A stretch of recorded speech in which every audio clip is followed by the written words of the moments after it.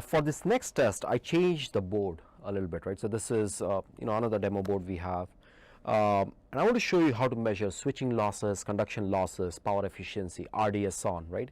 The board that I have there does not have a way of measuring the drain current, so I have no way to measure the drain current and the VDS at the same time, right? So I'll use this board to demo that same feature, right? So what we'll do is we'll use a differential. This is not a gallium nitride board or a silicon carbide. It's a silicon based MOSFET, so it's much slower. So we can use a differential probe and a current probe to make this measurement. Okay, so I have my diff probe, high voltage diff probe, on channel 5 right there, right, and I'll change so it doesn't clip, and we have our current signal on the channel 6, right? So that's our current probe right there, right?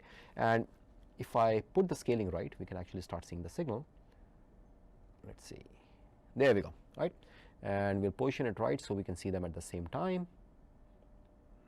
There we have it, and I'll raise, right? So you can see the current and the voltage at the same time, okay? And we can probably change the trigger as well, so it helps with the triggering part of it.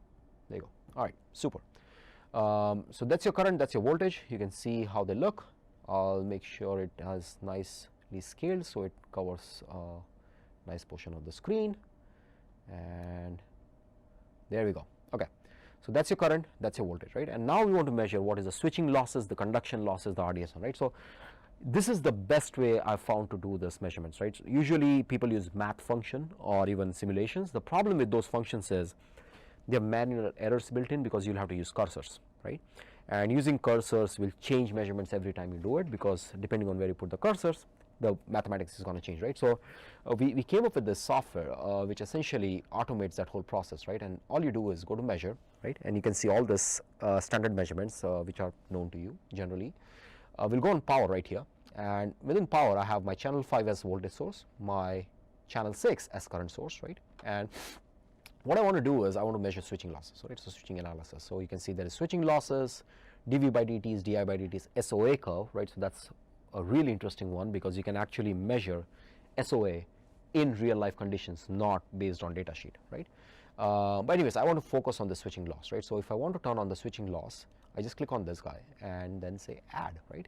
And what it does is it essentially, it's trying to calculate. I don't have enough cycles, so I'll change the scale on this, and there we have it. It's as simple as that, right?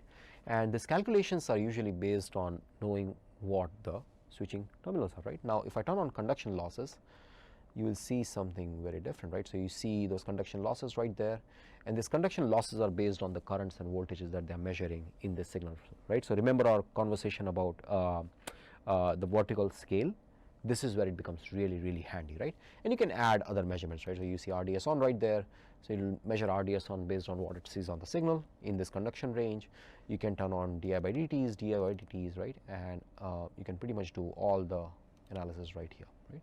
So without adding too much to it, I think this is where you can really use this software to make switching conduction losses really easy, and especially for RdsOn measurements, even if you're using GAN and SiC, right? So that essentially concludes our series, right? And if you have any questions or comments, please contact us, right? Or comment in the section below if there is a comment section below, right? All right, this is Seshang signing off. Thank you. Find out more at Vicom's website.